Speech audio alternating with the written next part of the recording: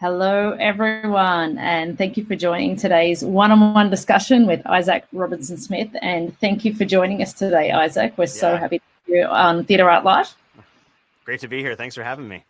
Wonderful. Now, before we get started with chatting to Isaac, I want to do, if those who have not joined the TheatreArtLife discussion before, there's a little bit of housekeeping that I need to take you through.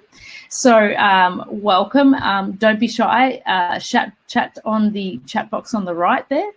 And you can ask any questions of Isaac throughout our little discussion this evening. If for any reason you drop out, you can log back anytime via the email link. And if you can't hear us, just try logging out and logging back in again. Sometimes people have connection issues. If you have bad internet, don't worry, a replay is available and will be sent to you personally 24 hours after this session, so you won't miss out on today's discussion.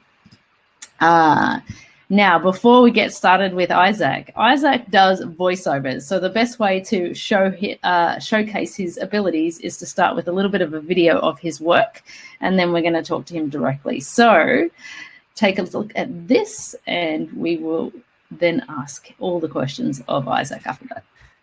Take a look. That's me graduating Dictator College, and this is me taking over the world with smiles, and this is where I'd put a trophy, if I had one. Sorry, lost the happy, but the happy's back. What are we gonna do, Kyle? We're so screwed! He's gonna get the ship and smash the microverse, and then he's going to kill us! Man, aren't you tired of living on the margins while all those fat cats in their fancy cars don't give you so much as a sideways glance?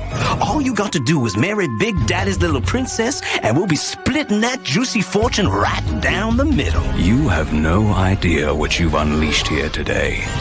There are some things far more frightening than death. Oh, was that your version of sarcasm? Good. Because your opinion matters. And since you seem unclear on the concept, that was sarcasm. Oh, my heart! My heart hurts because I fell out of love! And now I have to die! Trust me on this one. You don't want to know. Mandy, don't tell him. You should have told me, but you did, and look what happened. And now I'm telling you, man, you don't want to know. Yeah! I used to think your staff was lame. But this is kind of fun. Ah, the last peanut, overflowing with the oil and salt of its departed brothers. We need some more secret sauce! I'll put the mayonnaise in the sun. I'm on my way. I'm on my way. I've got my lungs and that's a start, and I've got love inside my heart. Yay! And I feel great!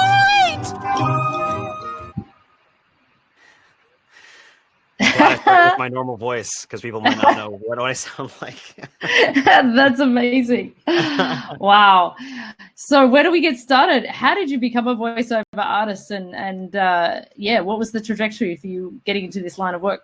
Man, it's kind of it sort of was always there, honestly. I think I always was sort of supposed to do voices, but I didn't really know.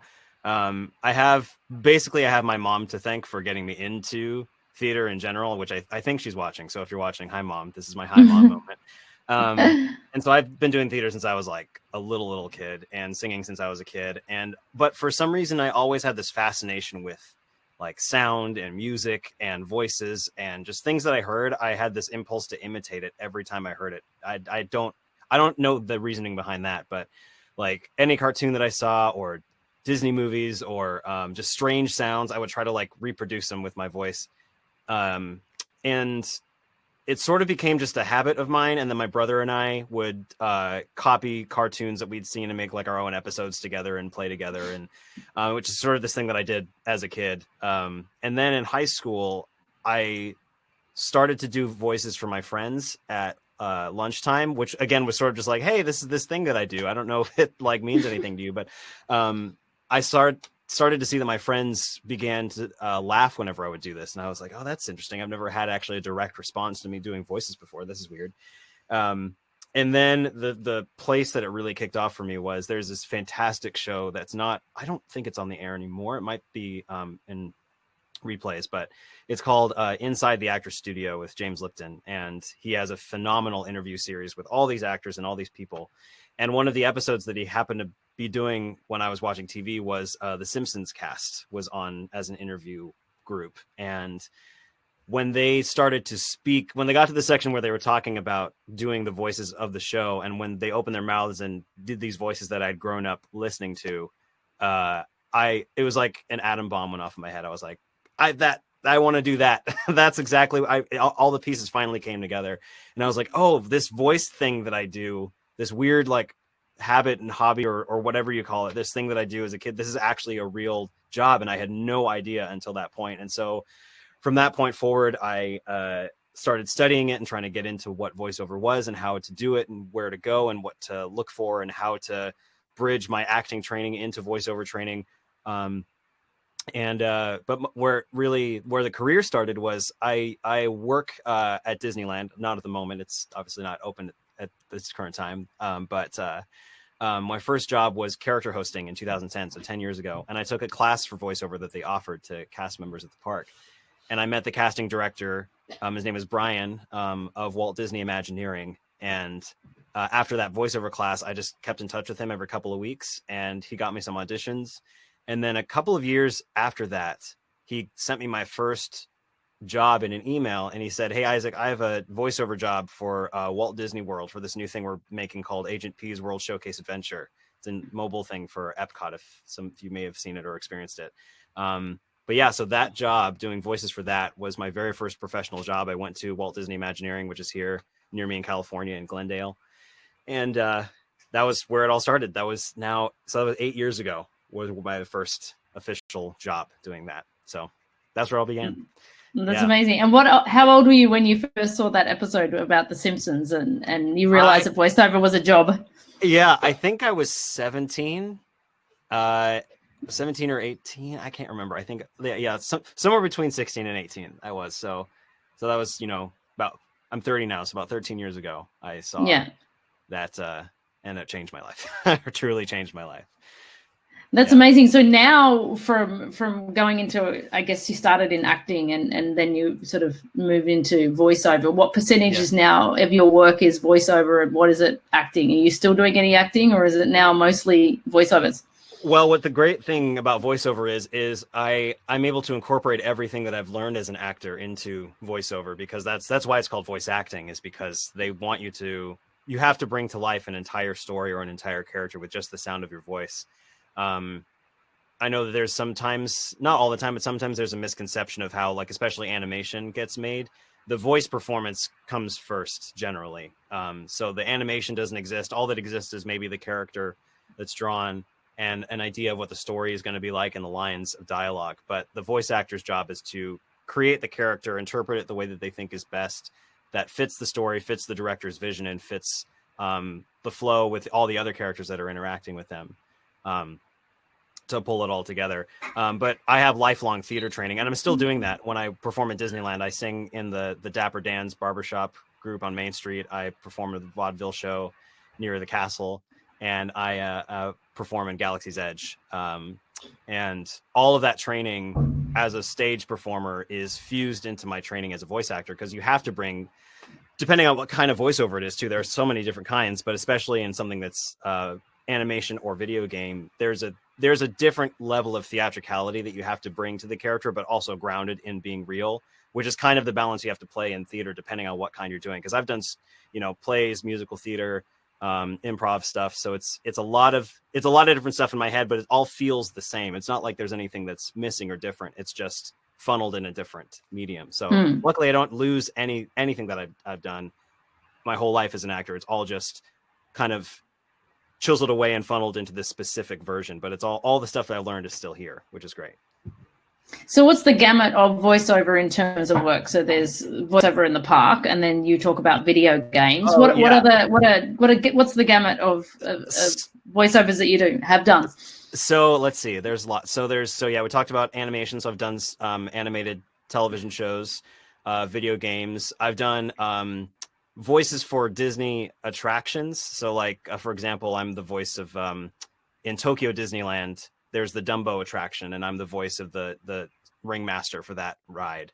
I've also done this thing called ADR, which stands for automated dialogue replacement, which means in a movie, when you're shooting a movie, the main actor's dialogue is what's captured. Sometimes the audio doesn't completely come back correct, or they need to redo it for some reason. And there are some times where the actor that originally played that role can't come back. They're too busy or they're too expensive. So they hire somebody else that can sound just like them to replace their voice. And that's what I did for a film called Geostorm. So I've done automated dialogue replacement. It also happens when you have a movie that's on television that they need to edit for language. They have somebody else that can sound just like that actor and just put in the words that, you know, color out the language in there. So ADR. I've also done, I actually just I'm working on now. There's a process called looping, which means you have the main actors in the shot. Let's say, for example, it's a shot of a restaurant and the two actors, the main characters, are talking in front. In the background, you know, you have waiters and other people at the tables and people outside walking in and out. All those people that are actually in front of the camera are all silent because they need the main actor's dialogue to be present and recorded correctly.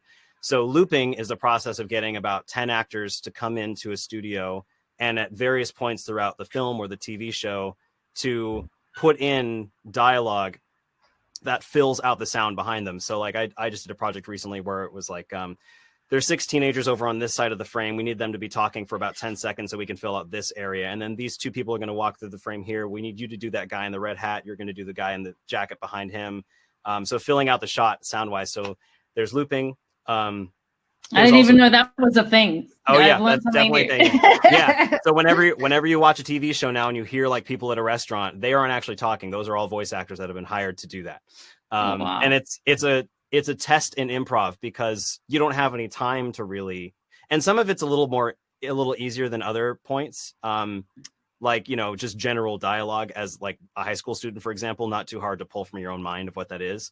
But then there are really hard ways to do it. And I've watched just some wizards do this work. Like, for example, if you're in a hospital, you have to have, you know, a minute and a half of realistic sounding medical talk from doctors walking in the hallways back there. And you can't just say, you know, generic stuff. You have to like talk about a specific operation or a specific wing that you're headed to, or a doctor that needs this, or a patient that needs this. Like all of that just has to do, they say, okay, we need 10 seconds and go, you know, and that's, you have to just be ready. And you don't have a script. You're supposed to ad lib at that time, right? Yes, you're ad libbing. Yeah. In looping, there is no script. You have, they give you the specs of what you're about to do, and then you make it up. And then I've done some phone messages, which has been fun for friends. I've also done some dubbing, which is the process of, you have a TV show or a movie that's in another language, and you do the, in this case, I would do the English or the American version.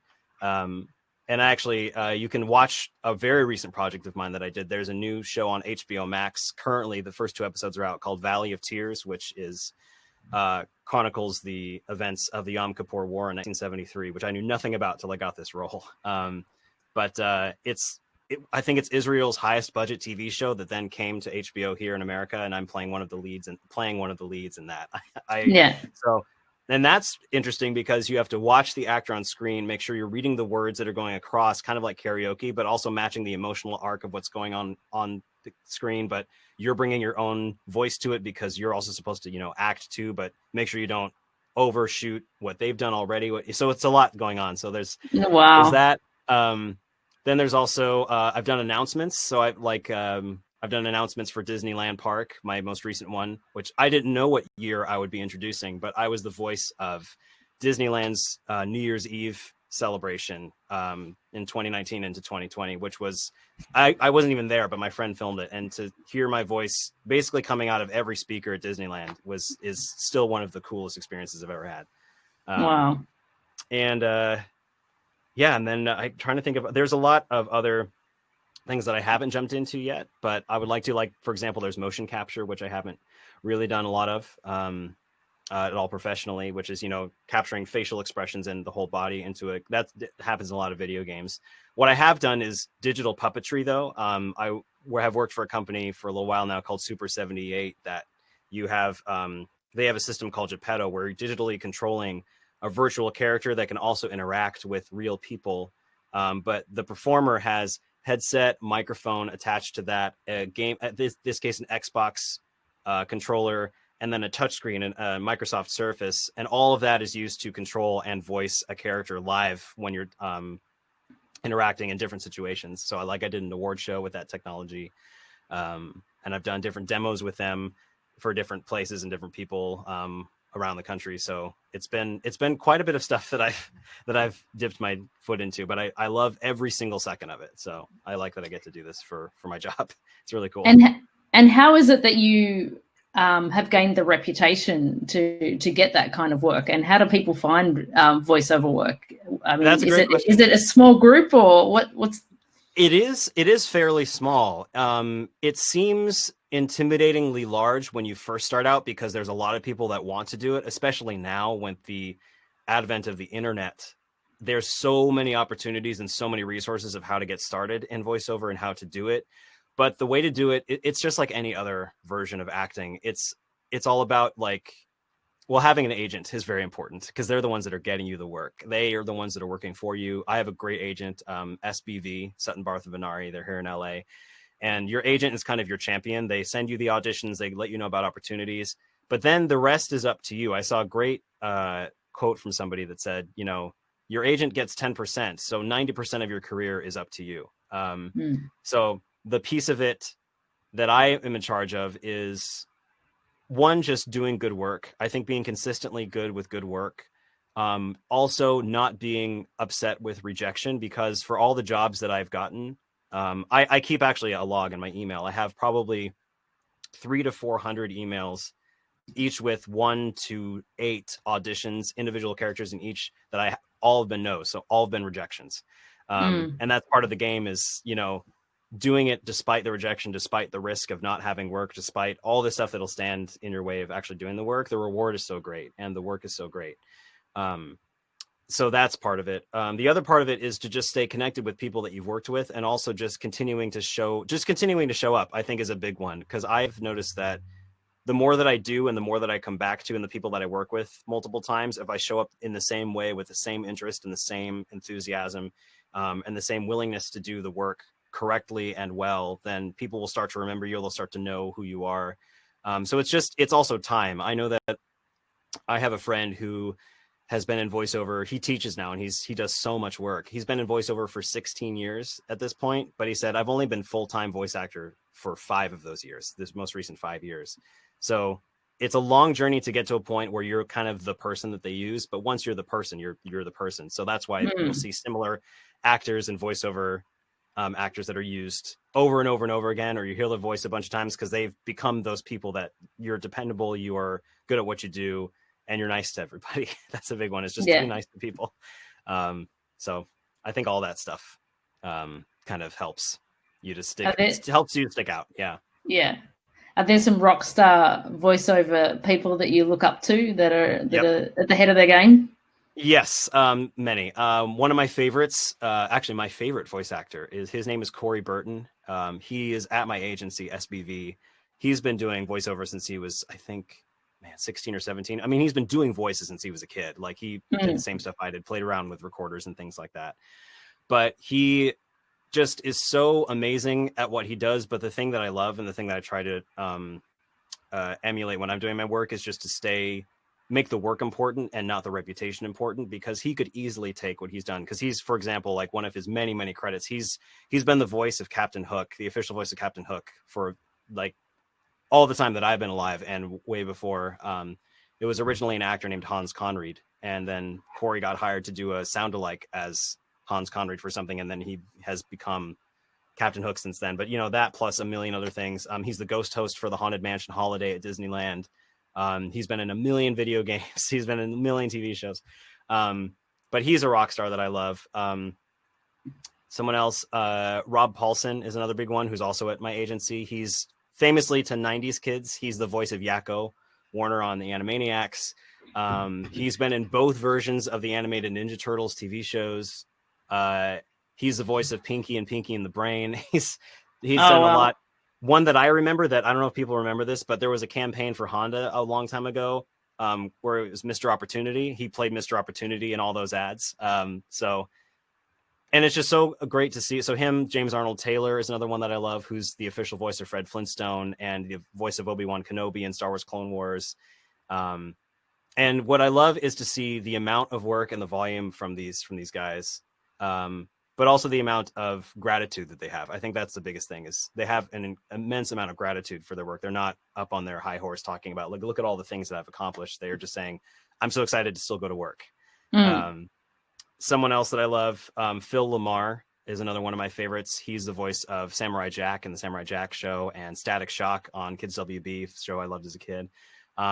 And one reason I connect to him even more is he's a Black voice actor, so a voice actor of color. And that's a whole different experience, honestly.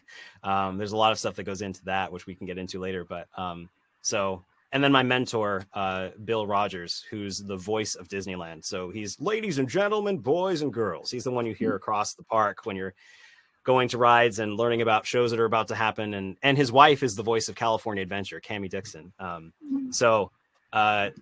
All these people I look up to because I see the work that they do, the things that they bring, and the amount of people they make happy, but also they're still excited. They're not jaded about this work. And it just really is inspiring to see that. So that very long-winded way of saying those are some of my favorite people, and that's amazing. And it is such an amazing thing to have an iconic sound, because some people can be notorious for their acting or their movie, but the only mode of communication in your art is just through your voice, and to be so significant and stand out. I mean, that's kind of a special thing, really, to be have an iconic voice. Yeah, totally. I want to run a video of the Coliseum announcer because of all the videos that you've sent me. This is one of my favorites. Okay, go for it. Yeah, go for it. And then we can talk about voiceovers for games. Yeah. Lovers of bloodshed and mayhem, your favorite champion, Cloud, is back in the ring. Right now, this boy may be hot. But look out, folks, because these dynamite challengers may just blow the champ clean off his throne. I hope you brought shades because you're about to see some fireworks. Fighters, begin! I love that. Yeah. So I want to ask you, when you get a gaming role, what's the creative process of coming up with a voice, and do you get any guidance from them, or do you take a look at the project and what's that process like? Well, it honestly depends on the game and the level of character that you're playing. So, for example, I have not played a lead role yet in a game, but those roles I think are, thought about, discussed, laid out, planned. You have an idea of what you're going to do, because those lead roles, you're recording in that game, for sometimes 2 years for one game, sessions over several months or a couple of years, which is really amazing. And I would love to do something like that. For this game specifically, there's not a lot of time to think about it, because, like, for example, in this game, this is from the Final Fantasy VII remake.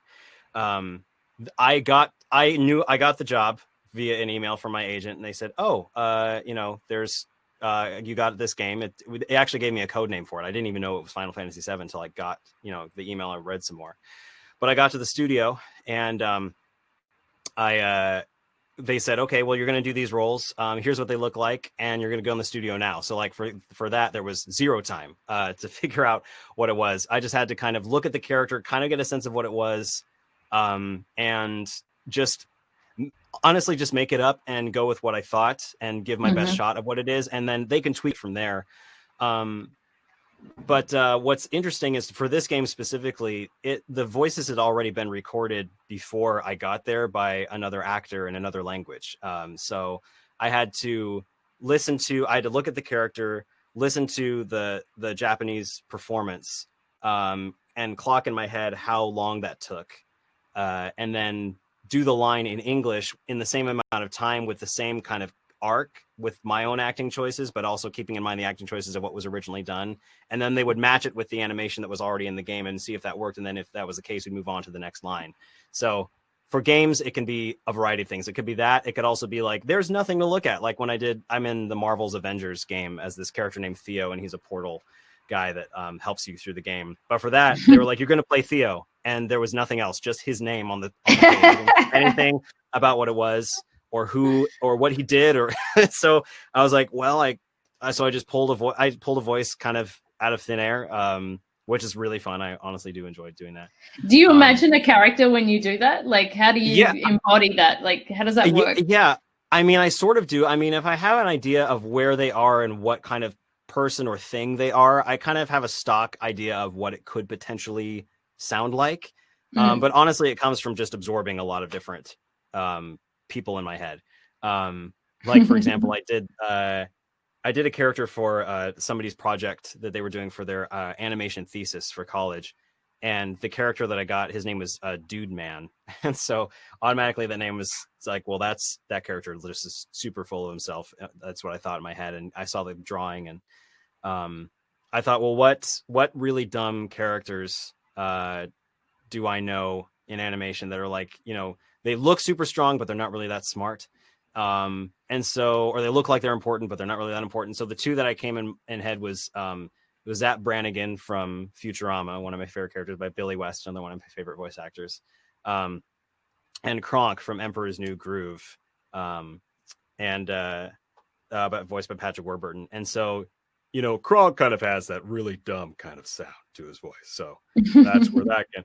And then Zap Brannigan, very smart, but doesn't really know what he's talking about a lot of the time. But he just enunciates and he sounds like he knows what he's saying. Yeah. And so I combined the two voices, and this is the voice that I came up with for the character when I did it. So it's that kind of stuff. But you do that like in a few seconds when you're looking at a character on the page.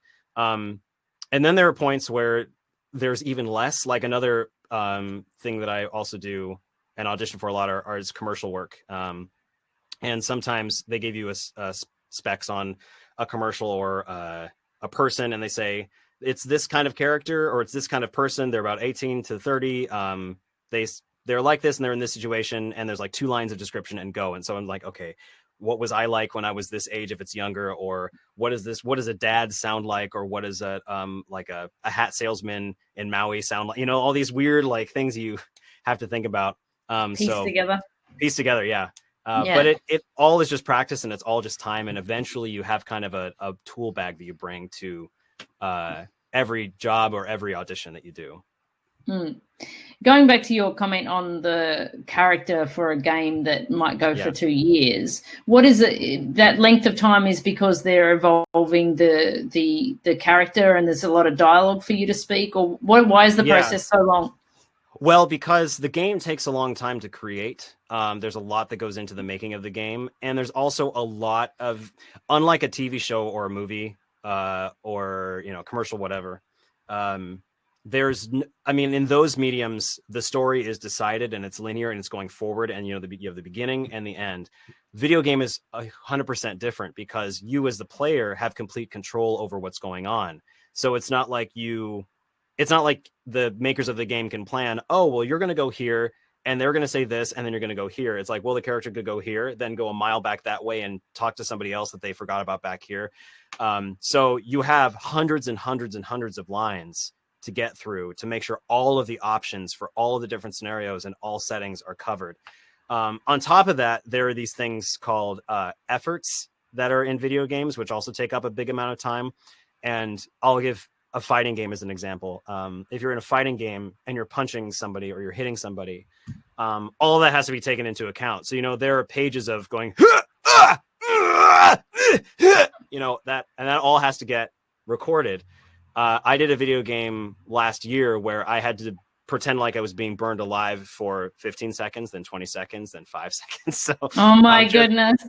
Just in case. And that's why some actors will save video game work till the end of the week if they can, because there's a lot of screaming.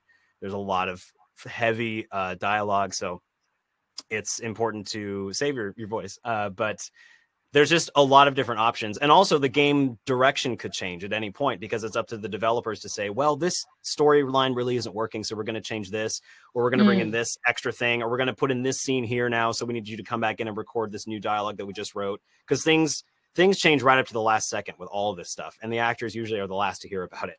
So you could get you could finish up the scene, and then they can watch it, and then they say, actually, we're flipping that around. We're not even going to do that anymore. We need a completely different set of dialogue here, so we need to come back in. So it's just a lot of tweaking and writing and testing and involvement from the whole team to make sure that they're giving the players the best game experience, so the world is filled out and the story is what they need it to be.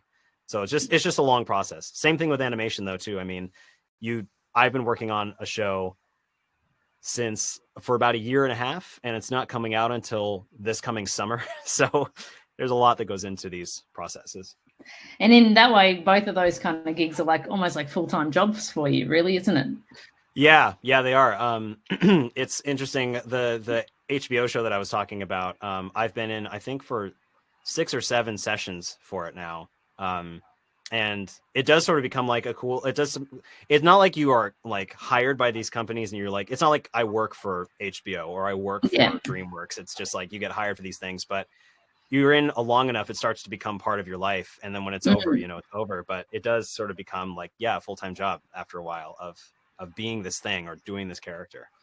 Yeah. Dylan asks, I know sometimes actors in commercials sign agreements not to do other ones within a certain amount of time. Are there any ever restrictions on work you can do for after voiceover work with other particular clients? Or yeah, that's a great question. So when you are doing commercials and you sign a contract for, let's say, you're doing this quick service restaurant. So like you're doing McDonald's, for example. It's I think it's, if I'm remembering correctly, if you do that, you can't then they're right away get hired, for example, to do like a Subway campaign, because it would be conflict of interest. So once you're the voice of something, you are that thing until the contract, runs out, or you have an agreement that says, yes, you can do this other version of this thing. So yes, there is conflict that can happen, but it's also good news because that means you're locked into something that has some longevity. For example, there's a guy, Maurice LaMarche, another amazing voice actor. He's the voice of the Brain in Pinky and the Brain and lots of other things. But he's also the voice of Lexus, as far as I know. So like that means that other luxury cars are not something he can do at least right now, because he is, in that. So there are times where you have to make sure that you know what you're doing, and you know what the contract is, and and it's cool because your agents will, look out for that for you. So you don't have to do a lot of thinking, but it's just good to be aware, because you'll see, some things, or if you have something come in from another angle that wasn't from your agent, you have to just be aware and say, you know what, I just booked this thing. I don't think I'm allowed to do this product because it's similar to this thing. So yeah, there's a lot of that kind of stuff that goes on. And I assume that if they're tied to, say, Lexus or thing, there's ongoing compensation for that exclusivity. Is that true, or is it more just a length of time? I'm not 100% sure because I haven't had a contract like that, but I would think that, because you get you're a day player for commercials and all this stuff, so it's not like you're signing, at least I don't know, I could be wrong, but I believe it's not like you're signing like a contract that goes out for many years to come, but I could be incorrect on that. I just don't know what the workings are, but those terms are again decided by people that are not usually the person. You're involved, but that's why you have an agent, is because they look at that, they take care of it, they make sure that everything's correct and solid for you. Yeah. So, yeah. So tell us about Avengers. Okay. Yeah. So Avengers was that's the one where I'm in my Spider-Man shirt, which I did not know I was doing an Avengers game when I wore that shirt. I got an email the day before, and they said, you're going to do this video game. This is what it's called, or at least the code name for it. And they said, show up at Mark Rouse Studios at this time. And I said, all right, great. I'm glad I got hired. So I was like, well, I might as well wear this shirt. I love Spider-Man. So, and I walked in, and we got into the studio and we didn't know what it was. We were just in there. And then the guy said, all right, so we're doing Marvel Avengers. And we all freaked out because we were all super nerds. A lot of us voice actors are huge nerds. And it was one of the biggest surprises ever. I was so excited because I love Marvel. I have for a very long time. Spider-Man's a very important character to me. And being in that room with other people that are phenomenal voice actors, it was so much fun to be with them.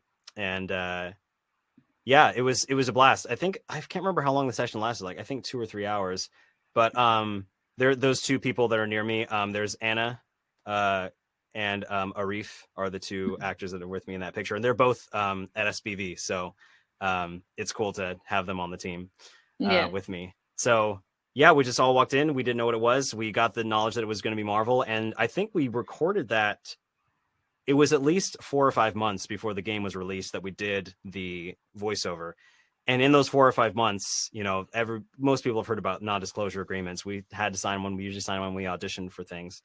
So we couldn't talk about it at all. Like we had to keep it a secret. And I would see ads that would come out and posters that I would see online or trailers for Marvel Avengers. And I'm like, I'm so excited, but I just can't say anything. So it's a relief to finally be able to talk about the projects that you do. Cause that's the other part of voiceover is you live in anonymity as far as who you are, if nobody knows your voice or you as a person, but also you have to just sort of, accept that, yeah, I have this really cool stuff going on, but you can't prove it until it actually is released because you're under, contract with where.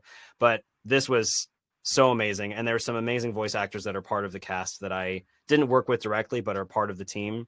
And to see that and then to see my name in the credits at the end was such a thrill to be associated with Marvel in that way. And I had all my friends, saying, I saw your character, or they would send me Instagram stories of like, it's you. And so I really enjoy the fact that I'm part of something that means something to people, which is ultimately why I'm in this business anyways, to create characters and be part of projects that are meaningful to a lot of people. But that's the kind of thing that's good if you're notorious in the entertainment industry, but you're not known for your face, so you can't get mobbed in LA, right? Yeah, it's a great there's a great example of that is everyone knows Tom Hanks is the voice of Woody, in Toy Story. His brother does most of the other voiceover for Woody that isn't Tom Hanks, and so Tom doesn't have to. And nobody knows. I mean, I know what he looks like because I've seen videos, but like Tom Hanks' brother going around, like you wouldn't necessarily know that's Woody also, walking around the street. It is kind of neat. You do get to have this. It's very Superman-ish. You have this like amazing power that like hundreds or millions of people could know you, but they don't actually know you. So it's kind of like this cool secret thing that you can just take with you and choose to share or bring out when you want. So I like that part of it a lot. Yeah. As Siri asks, is there voiceover work that can be done internationally? I guess you've done voiceovers, like you said, for Tokyo Disney. Is there other work that's sort of transcended overseas from what you've done locally? I'm trying to think. I think Tokyo is the farthest my voice has gotten as far as like a physical place. But if we're talking, what's cool is there's a technology called Source Connect, which is the ability to basically, if you have a home studio like I do, I'm in it right now, you can be connected to anyone in the world via the internet, and they are connected. The name kind of is self-explanatory because it's connecting to the source of the audio. So like my studio, for example, if I were to connect to a studio like I don't know, in Japan or something like that, we'd have to figure out the time difference, but they're receiving the audio that I'm putting into my microphone. So this setup, that audio is being instantly transferred over there, and they can record it on their end without me having to go to that studio. So as long as you have a broadcast quality setup, which I do, you're able to do projects from literally anywhere in the world to anywhere in the world, as long as the audio that you have that you're using is correct and clean, and you can send it off with like no delay. But yeah, it's totally possible. So. And in that way, especially in this time of coronavirus and everything, like your work and employment can continue in that kind of sense, and you can work from home. Yeah. I have woken up every day with just an exceptional amount of gratitude. I'm so happy I chose this career and that it chose me in a way, because we as voice actors have been busier than, I mean, we've kind of, it's been the same, you know, kind of process, but there's been so much work and we've continued to do stuff. I've been busier than ever. And what's great is it's not something that will really ever stop, because everything can be remote with what goes on. Like, people can record and produce commercials remotely. They can draw and animate remotely. They can work on projects from wherever they are. And as long as we're ready to voice, like I did a project for Warner Brothers Animation, and I did it at home. The creators and the writer and the director and the producer were all on Zoom, and I had my microphone and we were connected, and I did the session, and they captured the audio, and now it's off getting put to getting animated and all that. So it's amazing that this is, you know, stuck around. It's just more visual because people didn't really know about voiceover. And I mean, people knew about voiceover, but it's just kind of like, now that there's a focus on what to do at home, this whole side of voiceover that is from home is sort of cool. People's like saying, wow, I didn't know you could do that. And I've gotten a lot of questions, and I've had talks with a lot of friends and people about, like, how do you do it, and what do you do, and what do you get, and how does voiceover work? Because it is one of the few things in entertainment that's continued to flourish amongst what's been going on, which has been awesome. Yeah.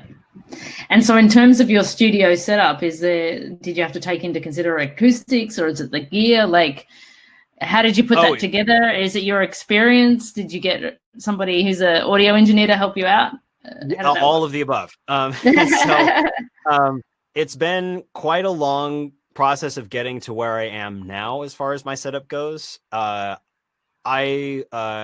Acoustics are extremely important, especially for getting it so that it sounds good to people that are wanting to record you for an actual project. So what you can't see, I mean, you can see this is the microphone right here, this big thing. So this is the Neumann U87 microphone, if there are any tech geeks out there. And then this is a P-pop filter in front, so this big screen. So it helps keep my plosives from not interrupting the sound signal. But then what you can't see is there are these things called bass traps, which are basically 4-inch thick, 24 by 36 panels of foam, essentially, or kind of insulation foam. I don't really know what to call it. I kind of had. So all of the sound from my voice is trapped by these things, hence the word bass traps.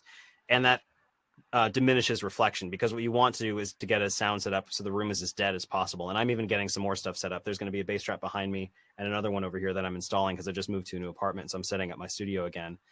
But there's all of that. And then there's also this mic arm that's holding it so I can adjust it. I have a lot of equipment in front of me on a shelf that I installed. And then there's my door here has foam on it as well. So just anything to stop the reflection of sound is necessary. Yeah. And that's something that I would recommend anybody that wants to get into it is the microphone, while important and while it can be expensive and you can get really good ones, isn't as important as the area around the microphone, because that's really where you'll hear that's not as a professional sound as when you have something set up around it. But it was a long time to get here. I started off with a blue Snowball microphone with nothing, no surrounding. Then I moved up to another microphone, and then I had a sound shield. And then I eventually got into some more specifics of how to make it sound good. And then I worked with this guy named George. He is called George the Tech. He's in LA, and he's the guru of sound, and he helps every voice actor get his home kit set up. Yeah, well, yeah, he majored in I forget what exactly it was, but he's just a master of sound and acoustics and tech. And so he has a service where it used to be he would come to your house and he would help tune your setup, but he does it remotely. So you can call him, get an appointment, and then he'll come on video or audio, and he'll listen to your setup, and he'll say, okay, well, you're sounding a little boxy. I would put these things up. I would change this microphone setting. I'll help you with this setting in your recording software. And so he tunes your setup specifically to where you are and what you're doing and what you need. And that was super helpful. I've had a few sessions with him just to get to a point where it sounds good for my personal setup and my voice, my own voice. So, yeah. Well, it looks relatively normal behind you. So I didn't expect you to have like big sound booth stuff behind you, but it looks like you're in a normal house. Yes. Yeah. Right now. Yeah. There'll be, if you're here, like in about a week, there'll be big sound things over there, but yeah, I'm slowly building it all back together. Yeah. Ria asks, it seems like there's been a shift in the voiceover world in terms of the roles people are taking on or stepping down from. Can you speak a little bit about your experience as a voiceover artist of color? Yeah, so it's been a very interesting experience to kind of learn about myself and what I do, especially with, Black Lives Matter and all that. There has been, and I think it's really amazing that there has been a shift in awareness of, for example, Black characters being played by Black actors. Famously, I forget when it happened, but one of the most recent ones was Carl on The Simpsons has been officially not like the actor's been replaced. He's still there. Hank Azaria is still there playing the roles that he does, but he's not playing the role of Lou the cop anymore, or Carl, excuse me. And so Carl has been brought in with another actor of color. But it's been interesting because as someone that has had auditions for various roles, or like auditioned for example, for African-American roles, there's kind of this battle that I play or that I have, because when I get, for example, a commercial audition and it says, African-American, I don't necessarily know all the time what they mean by that, because I know what the stereotype sounds like. I know what they might want to hear, and I can do that sound of somebody who is Black. But I constantly think about, like, well, do I change the way I speak to satisfy what I think they want to hear, or do they want to hear me? Or when they hear me, will they know that I'm Black, or will they not know, or will they move on because they're like, this guy isn't what we want? And there's a woman that I've spoken with who's a great voiceover teacher, Carol Kimball, who's also a woman of color, and she's does a lot of casting and teaching. And when I've talked to her, I said, what do I do for these sorts of situations? Because I don't know how to appease everyone when it comes to specifically auditioning for Black characters.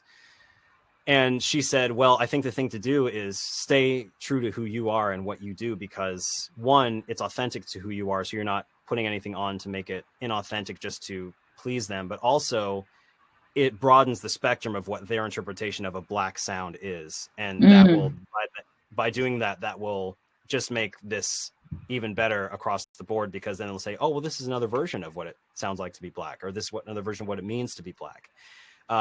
With that said, I love the fact that I don't have to worry about what I look like for certain things. Like in the Avengers game, the character I play has blue skin and dark blue hair, not even human. He's inhuman for that matter. But I like the fact that, or like the idea that I could play people or things or characters that are not Black or are Black. But I also like the fact that there's this push for representation with the characters that are being represented on screen.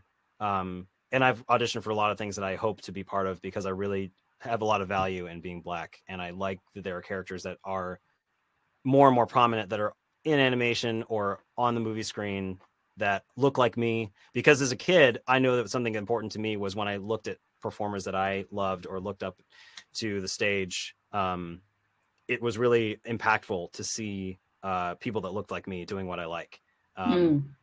James Wheatley was a man that taught me theater when I was a little kid. My mom took me to this children's theater place when I was little, and seeing him do things on stage and seeing him perform, I was like, that guy looks like me. That's important. And that was also something I carried with me last year when I played Simba in Tale of the Lion King at Disney California Adventure. It was a summer show.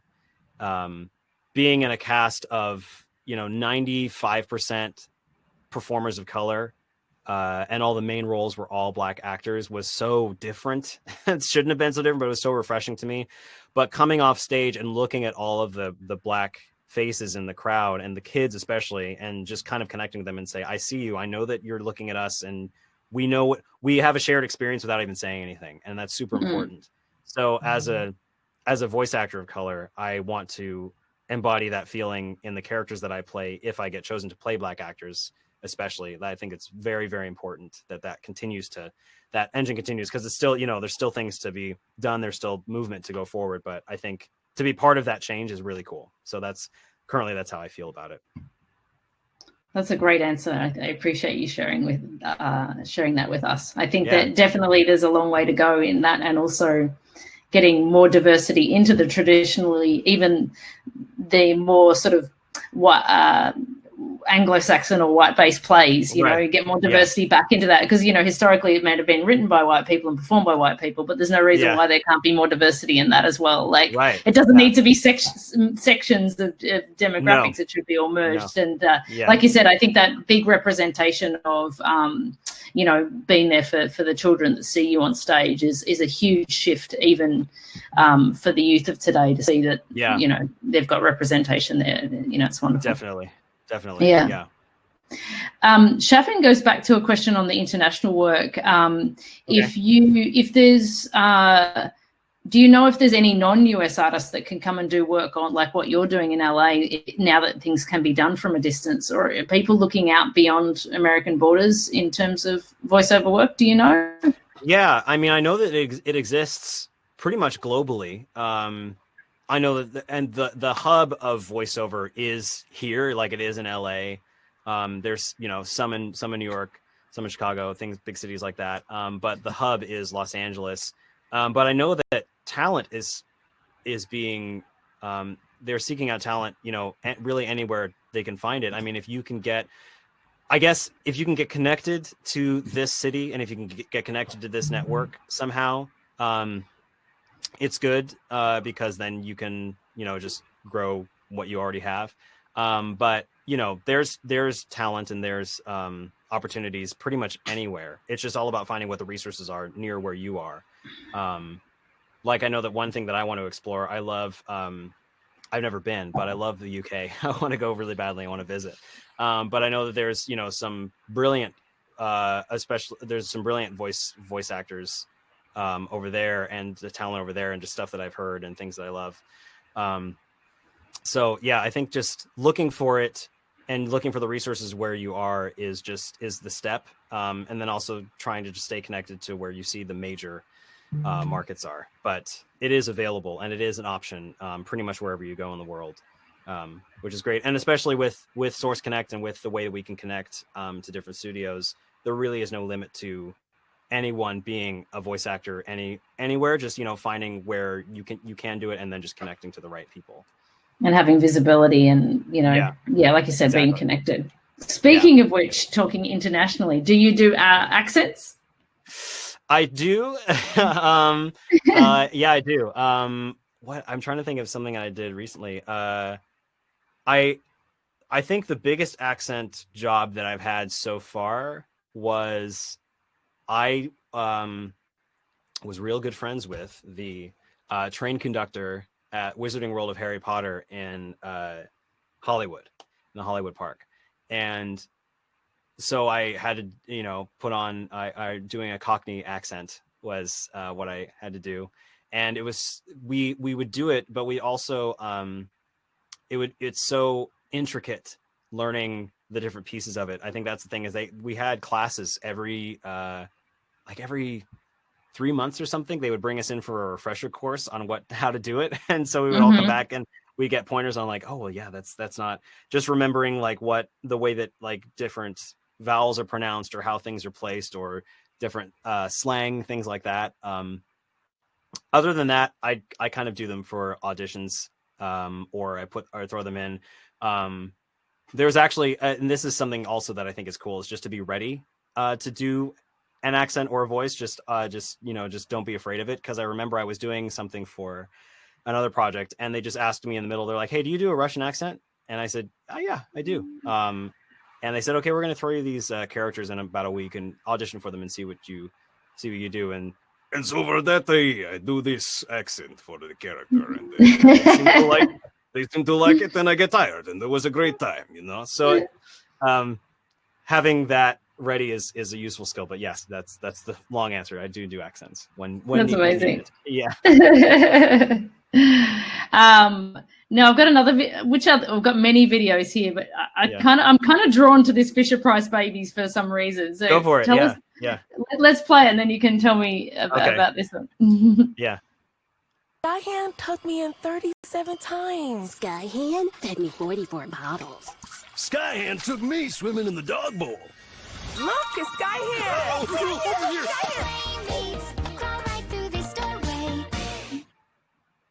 Yay. So this is an advert. You were the purple dude, right? Yeah, I was the one at the end. Yeah. Yeah, that was me. Yeah, that was, man, one of the longest audition processes ever. For such a short advertisement. Yeah, it's like that though. They'll do, you know, a million callbacks for like a couple lines. But for this, what happened was I remember getting this audition, and in the audition it said, here are the 3 types of voices we think we want for this character. Do it basically 9 times. Do these lines 3 different ways with 3 different takes each and 3 different voices, and send them all to us. And so I did that, and it took a while because I had to like think of what I want. And then I didn't hear anything for like 2. Did you have visual references, or was it just no? Nothing. It said baby 1, baby 2, and baby 3. That was your inspiration. Yeah, and they explained what the concept was. They said, well, it's funny because they're calling it Sky Hand, so it's going to be like the hand of the child. And they said, here are the types of voices we want. Here are the celebrities that we may go with. Do your best and thank you. So I sent those in. Then I didn't hear anything for like a couple of weeks. And then about, I think 2.5 weeks after that, I came down with tonsillitis, which I've had twice during this time, which has been great for voiceover. Oh my goodness. And in the middle of having that, in the middle of recovering from that, my agent called me and he said, hey, we have this project that is for FisherPrice. And I said, okay, I'll send it in. And when he sent me the thing, I was like, oh, it's that baby commercial again. Okay. So it was kind of the same specs. And I read it again and did it a few times and sent it back in. And then the next day my agent called and said, hey, so I think we're really close to a booking on this one. I just need to check and make sure you have Source Connect. And I said, yes. And so he said, okay, I'll let you know in a little bit. And so then about a couple hours later, he said, yeah, you booked it. So here's the time. And then I did the session at my studio at home, and the session was, I think, scheduled for, 2 hours, maybe an hour. I can't remember, but I did the whole thing at about 40 minutes. But what was great is they loved all the options I gave them, but I think I did 6 or 7, 8 different voices, different options for this. And at one point they were just saying, I don't know, what do you think is funny? Try this. And eventually I gave them a bunch of things. They really liked it. And they said, okay, well, they took it all and said, thank you. And they hung up. And then, so I didn't even know what they were going to choose when it was all done. And then the commercial came out and they went with this one, which I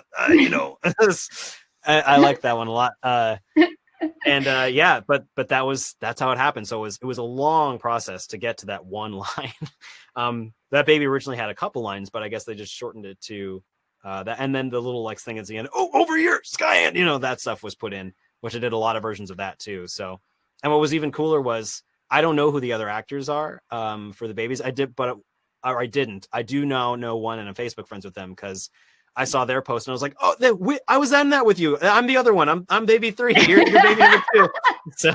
So like now I've connected with another voice actor that way. But like, yeah.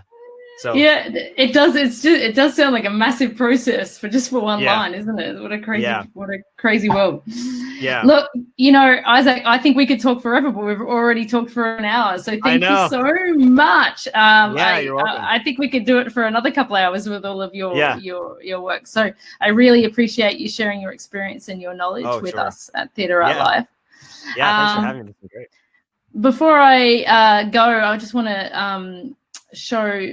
We've got some upcoming webinars here on TheatreArtLife, and we've got a couple with some Broadway producers, Bonnie Comley next week, Neil Gooding, who's going to talk about producing in the UK, Australia and New York. So that's really interesting, especially his reflections on producing during this time in coronavirus.